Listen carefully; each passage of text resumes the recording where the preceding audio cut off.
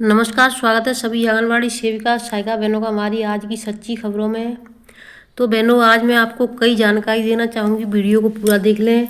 जिन बहनों ने सुबह की वीडियो नहीं देखी है, जो पोषण ट्रैकर से रिलेटेड है, पोषण ट्रैकर में आपकी कोई समस्या है, आपका केंद्र ओपन हुआ है या नहीं हुआ है, बच्चों को प्रेजेंट लग रही है या नहीं लग रही है, आप लगा रही हैं और लग नहीं रही है, तो उसका पता कैसे करें हम, तो ये वीडियो बना करके डाल दी है। और जो पोषण पखवाड़ा है, जो आपका आने वाला है 8 अप्रैल से 22 अप्रैल तक चलेगा, तो उसका वीडियो डाल दिया। उसमें कौन कौन सी थीम है तो जा करके अपना देख लें, और जिससे रजिस्टर भी मेंटेन करना होता है। तो आज मैं आपको ऐसी कई आदेश हैं जिनको दिखाऊंगी, तो वीडियो को अवश्य पूरा देखें। और जिन्होंने चैनल को अभी सब्सक्राइब नहीं किया है तो बहनों जल्दी से जल्दी सब्सक्राइब कर लो। हम हर छोटी बड़ी खबर आपको दिखाते रहेंगे, जिससे कि आप भी जागरूक होते रहें। तो देखिए, सबसे पहले मैं आपको बताऊंगा, जो जनवरी 2025 निकल के आ गया है, उसमें 7-7 हजार सभी बहनों के, यानी जो प्री प्राइमरी का मतलब प्राथमिक विद्यालय में अंदर चल रहे हैं उनके, यानी को लोकेटेड आंगनबाड़ी केंद्र कहते हैं उनको, तो उनके लिए 7-7 हजार रुपये आए हैं। तो आप अपने टीचरों से बात करके अपना किट ले लें। प्रदेश में चल रही आंगनबाड़ी केंद्रों के पदों पर चयन प्रक्रिया में कई जिलों में धांधली की शिकायतें सामने आ रही हैं, जिसको लेकर अब शासन द्वारा चलाई जा रही भर्ती में पारदर्शिता को लेकर सवाल खड़े हो रहे हैं। इस चयन में विभाग के जिला स्तरीय अधिकारियों की भूमिका सबसे ज्यादा संदिग्ध मानी जा रही है। गाजीपुर जिले की 16 परियोजनाओं में नवंबर 2024 में बाल विकास के आंगनबाड़ी कार्यकर्तियों के 290 रिक्त पदों पर डीपीओ द्वारा विज्ञप्ति जारी की गई थी, जिसके लिए 9 दिसंबर को अंतिम डेट निर्धारित थी। रिक्त पदों के लिए शासन द्वारा ऑनलाइन आवेदन मांगे गए थे। तो यानी कितने टोटल थे? 290 टोटल थे। 9/12 को यानी लास्ट डेट 9/12 यानी अंतिम तिथि थी। जिले में आंगनबाड़ी चयन प्रक्रिया के लिए ऑनलाइन आवेदनों की जांच के बाद पात्र आवेदकों के अभिलेखों की जांच कर अंतिम मेरिट सूची जारी कर दी गई है, लेकिन इस सूची पर कुछ महिलाओं ने अधिकारियों पर आपत्ति दर्ज की है।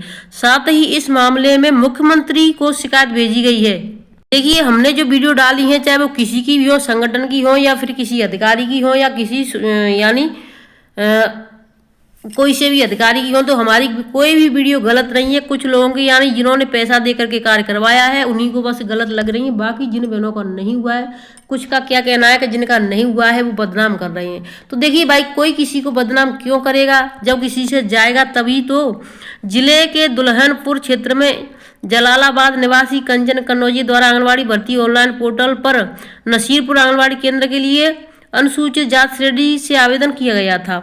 आवेदनों की जांच के बाद पात्र आवेदकों की 20 फरवरी को सूची जारी कर दी गई थी। इस सूची के अनुसार कंचन कन्नौजिया का नाम 125वें नंबर पर था, जबकि अन्य आवेदक महिला सरोज चौधरी का नाम 126वें नंबर पर दर्शाया गया था। लेकिन जब 12 मार्च को विभाग द्वारा अंतिम चयन सूची वेबसाइट पर जारी की गई, तो इस सूची में कंचन का नाम सूची से गायब कर दिया गया। अब बताइए, जब नाम ही गायब कर दिया, जो 125वें नंबर पर आ रहा है और जो 126वें नंबर पर आ गया, उसको ले लिया गया। क्यों ले लिया गया? जानकारी करने पर पता चला कि 126 नंबर वाली सरोज चौधरी का चयन कर लिया गया है, जबकि ये सरोज चौधरी एक पुलिसकर्मी की पत्नी है, जो कि भर्ती नियमावली के खिलाफ है। सरोज चौधरी द्वारा अपलोड किए गए आवेदनों में आय प्रमाण पत्र फर्जी तरीके से कम आय का प्रमाण पत्र भरवा लिया है, जिसकी वजह से सरोज का चयन किया गया है। इस मामले की जानकारी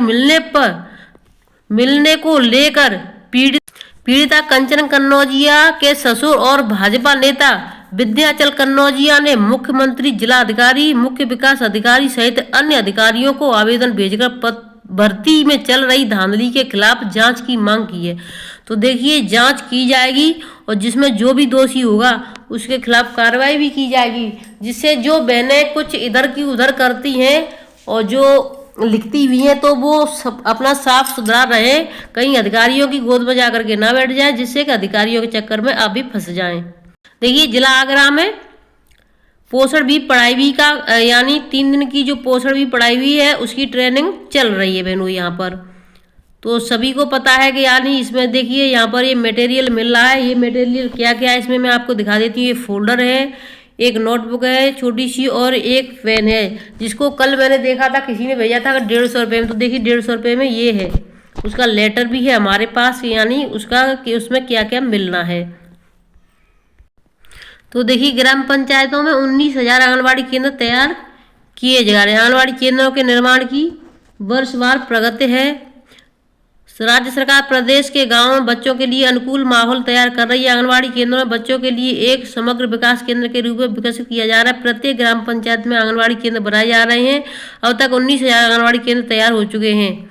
तो ये देखिए हर गांव में कुपोषण को दूर करने, महिला एवं बाल विकास को सशक्त बनाने और ग्रामीण स्तर पर मूलभूत सुविधाओं के विस्तार की दिशा में यह कदम है। ग्राम्य विकास विभाग के आंकड़ों के अनुसार वर्ष 2018-19 से अब तक मनरेगा योजना के तहत 19,000 से अधिक आंगनबाड़ी केंद्रों का निर्माण पूरा हो चुका है। वित्तीय वर्ष 2024-25 में अब तक 3,020 आंगनबाड़ी केंद्रों का निर्माण पूरा हो चुका है, जबकि 9,448 केंद्र निर्माणाधीन हैं। अधिकारियों का कहना है कि राज्य सरकार की इस पहल से न केवल ग्रामीण क्षेत्रों में बच्चों के पोषण और शिक्षा को बढ़ावा मिला है, बल्कि स्थानीय स्तर पर रोजगार के अवसर भी बढ़े हैं। निर्माण कार्यों में श्रमिकों को मनरेगा के तहत रोजगार दिया जा रहा है, जिससे ग्रामीण अर्थव्यवस्था को भी गति मिल रही है।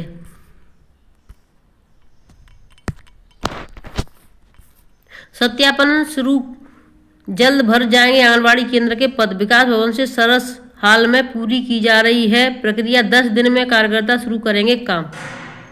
जिले में आंगनबाड़ी कार्यकर्ता के रिक्त 455 पदों पर भर्ती प्रक्रिया अंतिम दौर में पहुंच गई है। तो ये प्रयागराज का है, 19 मार्च का है ये। इसमें चयन हुए अभ्यर्थियों का सत्यापन शुरू हो गया है। अफसरों का दावा है कि 10 दिन में यह प्रक्रिया पूर्ण कर ली जाएगी। इसके बाद नवयुक्त कार्यकर्ता जिम्मेदारी संभाल लेंगे। जिले में 4,499 केंद्र हैं। इसमें से 455 केंद्र में आंगनबाड़ी कार्यकर्ताओं के पद लंबे समय से खाली थे। अब इन पदों को भरा जा रहा है। 15 अक्टूबर को इनकी भर्ती निकाली गई थी। मेरिट के आधार पर निदेशालय से कार्यकर्ताओं का चयन किया गया। अब इनके दस्तावेजों का सत्यापन चल रहा है। तो ये इसके बारे में आप सभी को पता है। मैं आपको जो जानकारी चीज़ है उसी को दिखाने चल रही हूँ, मेरा वीडियो लंबा हो जाएगा। तो देखिए यानी प्रयागराज में ऑनलाइन कार्य को लेकर बहनों ने ज्ञापन सौंपा है, क्योंकि देखिए ऑनलाइन कार्य है वो बहुत ही ज़्यादा परेशान करता जा रहा है। क्योंकि कहीं कहीं पर नेटवर्क नहीं आते हैं, कहीं रिचार्ज का पैसा तो कहीं नहीं आता है। तो देखिए बहनों नेटवर्क की समस्या रहती है, रिचार्ज का पैसा नहीं आता है, इसलिए बहनें इससे बहुत ज़्यादा परेशान है। तो बहनों ने धरना प्रदर्शन किया है। हर जिले से ये आवाज़ उठनी चाहिए जिससे कि ये समस्या खत्म हो सके। और इनको ज्ञापन देने से कुछ नहीं होगा बहनों, प्रधानमंत्री जी के लिए लेटर लिखें तब कुछ जा करके हो सकता है। अब मैं आपको एक ऐसी जानकारी देना चाह रही हूँ जिसे आपके लिए बहुत सचेत रहना है, क्योंकि जो पोषण ट्रैकर है वो हैक हो चुका है बहनों, जिससे कि जो लाभार्थी हैं उनके खाते से भी पैसे निकाले जा रहे हैं, क्योंकि आधार कार्ड और उनका जो मोबाइल नंबर लिंक है तो इसमें डाल दिया गया है। तो इस चीज़ को विशेष ध्यान दें। वो क्या कहते हैं देखिए, सबसे पहले कहते हैं हम यहाँ लखनऊ से बोल रहे हैं, आपके ये बोल रहे हैं, क्या आप उनको पता होता है कि वही आंगनबाड़ी है, वो बच्चों का स्क्रीनशॉट बच्चे पूरे देख लेते हैं कि आपके ये लाभार्थी हैं, इसमें ये कमी है तो हमें इसका नंबर दीजिए, और वो पूरी डिटेल लेते हैं। अब इसमें देश में अब साइबर ठगों ने सरकारी योजनाओं का लाभ दिलाने वाले विभागों के कर्मचारियों और लाभार्थियों को निशाना बनाना शुरू कर दिया है। ये साइबर ठग सरकारी योजना के नाम पर पिछली वाली राशि का बहाना बनाकर खाते में डालने के लिए OTP मांगते हैं, जिसके बाद लाभार्थी के बैंक खाते खाली कर देते हैं। केंद्र सरकार ने बाल विकास विभाग में पंजीकृत लाभार्थियों को योजना का लाभ दिलाने में पारदर्शिता बरतने, आंगनबाड़ी वर्करों की उपस्थिति और उनके कार्यों को ऑनलाइन करने आदि कार्यों के लिए पोषण ट्रैकर पोर्टल लॉन्च किया था। लेकिन अब इस पोर्टल का डाटा लीक हो गया है, जिसकी वजह से साइबर ठगों ने पोर्टल पर दर्ज लाभार्थियों और आंगनबाड़ी वर्करों को फोन कर ठगने का काम शुरू कर दिया गया है। तो बहनों सचेत रहें। यही नहीं, वो तो अपना प्री प्राइमरी के नाम से भी फोन आने लगे कि क्या आप आप आंगनबाड़ी हो, आपके यहाँ प्री प्राइमरी ग्रुप बना है और ये है और वो है, पता नहीं कितनी बातें बनाते हैं। क्योंकि हमारे पास आया था तो प्री प्राइमरी के नाम से आया था, लेकिन हमने उनको कुछ नहीं बताया। लेकिन एक बहन हमारी ऐसी है, उनको नहीं जानकारी थी कि ऐसे ठग होते हैं। उनके पास पोषण ट्रैकर के नाम से आया था कि हम लखनऊ से बात कर रहे हैं, तो उन्होंने OTP और अपना पिन जो भी था बता दिया था। लेकिन 2-4 मिनट बाद उनको याद आया, उनके परिवार वालों ने सचेत किया कि ये तुमने क्या कर दी, तब जाकर के उन्होंने अपना OTP चेंज किया। तो इंदौर साइबर सेल दर्ज की गई शिकायत के अनुसार महिला एवं बाल विकास से जुड़े अधिकारियों, आंगनबाड़ी वर्करों, सहायिकाओं के नाम से साइबर ठग पोषण टैकर में दर्ज महिलाओं और बच्चों को सरकारी योजना का लाभ दिलाने के नाम पर कॉल करके ठग रहे हैं। आंगनबाड़ी वर्करों का कहना है कुछ लाभार्थी महिलाओं के फोन आ रहे हैं कि उन्हें किसी ने मेरे नाम से फोन किया है। फोन करने वाले ने कहा कि मैंने आपका नंबर दिया है और आपको प्रधानमंत्री वंदना योजना द्वारा दी जाने वाली योजना की सहायता राशि मिलने वाली है। इसके लिए आपको फोन में एक OTP आएगा जो आप हमें बता देना। OTP देने के बाद उनके अकाउंट से पैसे कट गए हैं। ऐसी और भी कई महिलाओं से इस ठगी का शिकार हो गई हैं। आंगनबाड़ी वर्करों का कहना है कि इस साइबर ठगों के पास पूरा डाटा सटीक होता है। उन्हें पता होता है कि किस महिला के खाते में सरकारी योजना की राशि आने वाली है, वह उसी महिला को फोन करते हैं सहायता राशि की उम्मीद में। और बाल विकास के अधिकारियों के परिचय के चलते ये महिला साइबर ठगों को OTP बता देती हैं। पोषण टैकर ऐप में गर्भवती महिलाओं और महिला बाल विकास के अधिकारियों और आंगनबाड़ी कार्यकर्ताओं की पूरी जानकारी रहती है। ये साइबर ठग महिलाओं से विभागीय अधिकारी बनकर OTP और बैंक खाते की जानकारी मांगते हैं। ये महिलाएं योजना की राशि मिलने के लालच में और अज्ञानतावश में जानकारी दे देती हैं, जिसके कारण उनके साथ में फ्रॉड हो जाता है। यदि इसी तरह से डाटा लीक होता रहा तो हर रोज महिलाएं साइबर ठगों का शिकार होती रहेंगी। जबकि इस संबंध में पोषण टैकर से जुड़े अधिकारियों का कहना है कि यह जानकारी मिली है कि पोषण टैकर में आंगनबाड़ी कार्यकर्ताओं का ID पासवर्ड रहता है। यह ऐप पूरी तरह से सुरक्षित है, लेकिन गर्भवती महिलाओं को योजना